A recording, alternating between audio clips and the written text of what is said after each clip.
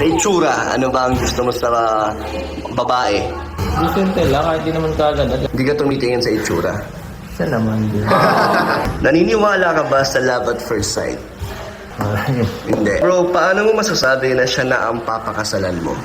sa ups and downs na andyan siya, yun ang isa na dapat natin sa isang babae.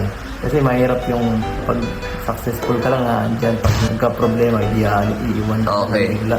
Ano ba ang katangian na gusto mo maging asawa naman? Huling makisama, So bro, maalaga ka ba? hindi masyado. Bakit? Pero kung may oras, maalaga ka. Pero kailangan prioritihin mo yung kung ano mas importante sa akin. Mapagmahal ka ba?